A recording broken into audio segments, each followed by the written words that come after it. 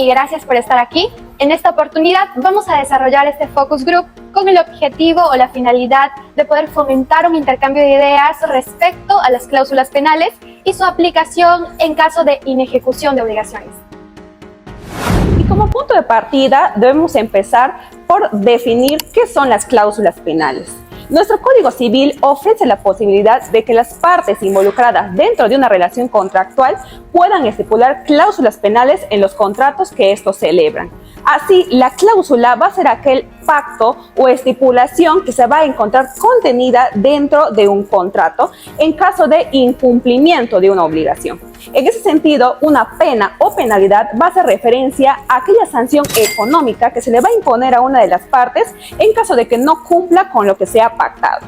Debe quedar claro que toda vez que las partes pacten una penalidad, lo deben hacer a través de una cláusula en la que se refieran a ella. Así, el autor Castillo Freire define la cláusula penal como un pacto anticipado de indemnización.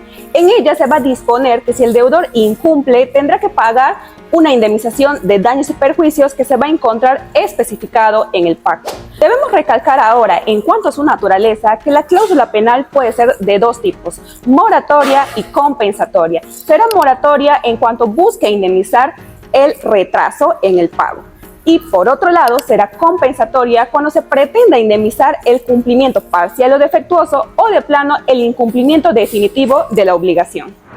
Como ya se mencionó en la introducción por mi compañera Claudia Delgado, en esta oportunidad nos toca fungir de moderadoras a mi compañera Ariana Leca y Cristina Villacres, quien habla. Asimismo, tenemos el agrado de presentar al pleno que hoy nos acompaña. Tenemos el doctor Raúl Quevedo, el doctor Pablo Subiate y Wilson Ríos, quienes han sido muy amables el día de hoy en concedernos y formar parte del Focus Group. Asimismo, empezamos entonces con esta ronda de preguntas, estimados doctores. Y la pregunta inicial que abre este Focus Group es ¿cómo influyen, cómo ustedes creen que influyen las cláusulas penales en las relaciones contractuales y estas como medidas de prevención ante el incumplimiento? Bien, creo que los tres estamos de acuerdo referente a la cláusula penal, que es un deterrente para poder disuadir el incumplimiento por parte del deudor. No, claramente esto a razón de que también dentro del Código Civil existe lo que es el dolo civil, es decir, el incumplimiento de una obligación simplemente por un actuar premeditado. Entonces, para poder evitar esas situaciones es que el ordenamiento jurídico nos pone a la cláusula penal como parte de un contrato, más que todo de tema indemnizatorio sancionador, ¿no? Porque no muchas veces nos encontramos en una situación reparadora, ¿no? Sino una cuestión que pueda sancionar el simple incumplimiento. Ahora, hay que saber exactamente qué tipo de cláusula penal podemos utilizar, ¿no? Puede ser una compensatoria o una moratoria.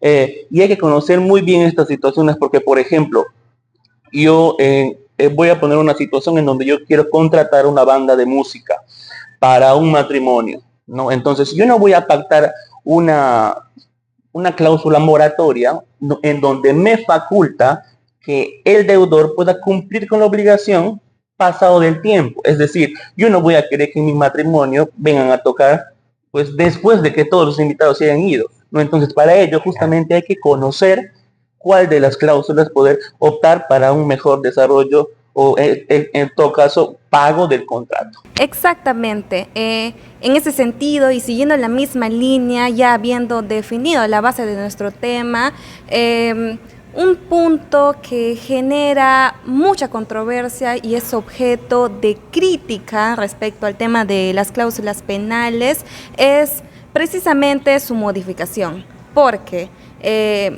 se supone que las cláusulas penales se estipulan con el fin de evitar que haya una controversia, un debate sobre la existencia de perjuicios y su cuantía.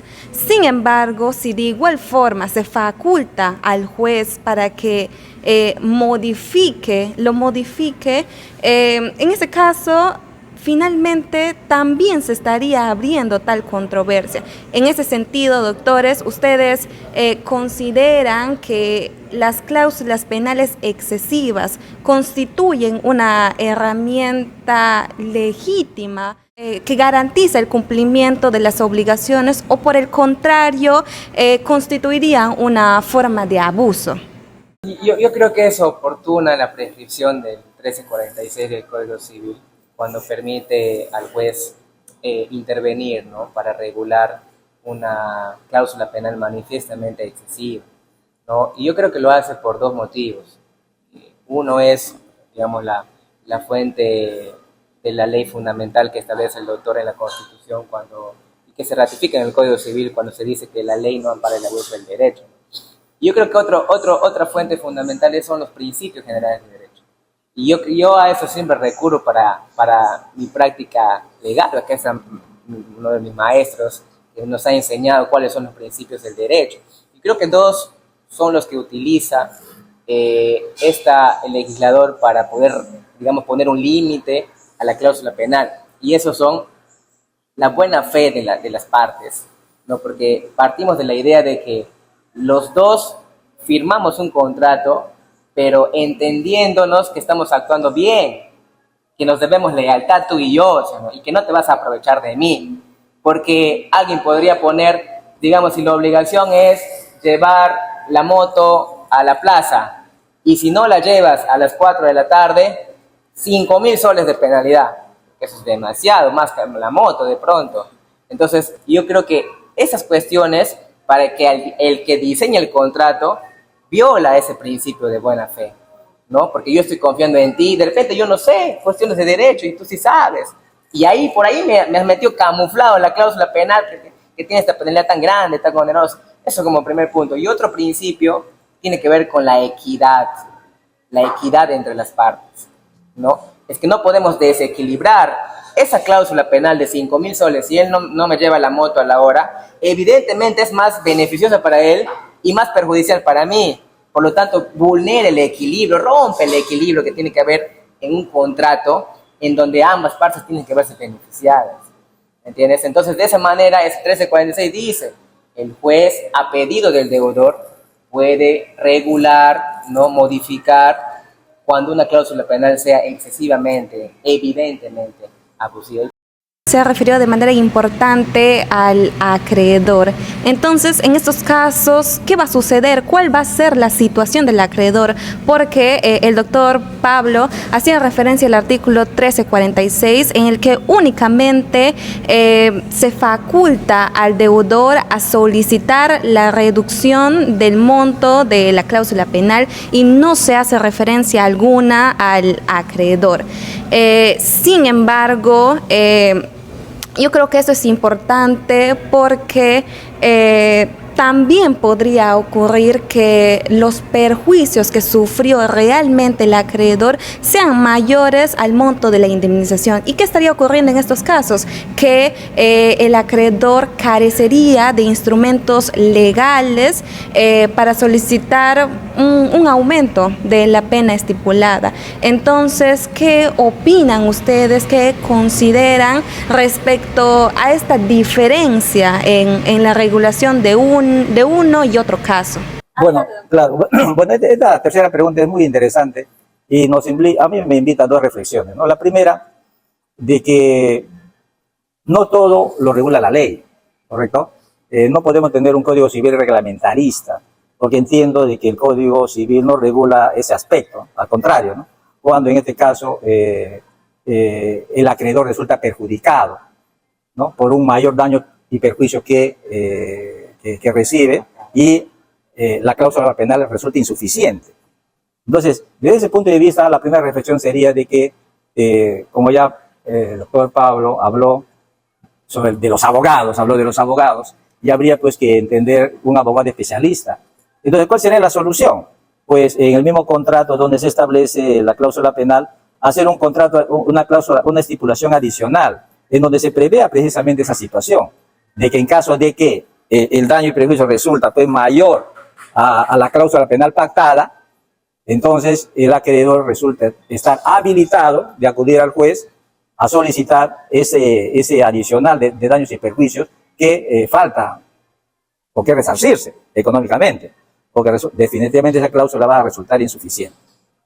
Ahora, la segunda reflexión sería de que no hay que olvidar que la constitución política del Estado, a nosotros los ciudadanos, nos hace una promesa. Eso ya lo han dicho los especialistas, ¿verdad?, en materia procesal.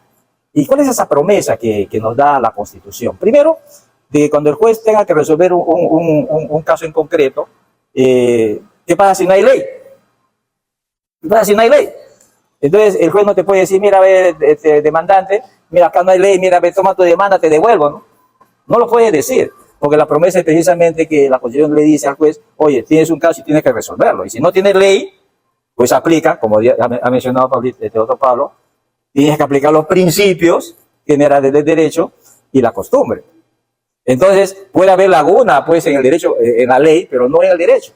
Entonces, eso sería la segunda opción. Gracias a nuestros invitados por haber participado en ese Focus Group. A modo de reflexión, podemos decir que las cláusulas penales en el derecho de obligaciones son de suma importancia, ya que cumplen con la función coercitiva y la función indemnizatoria.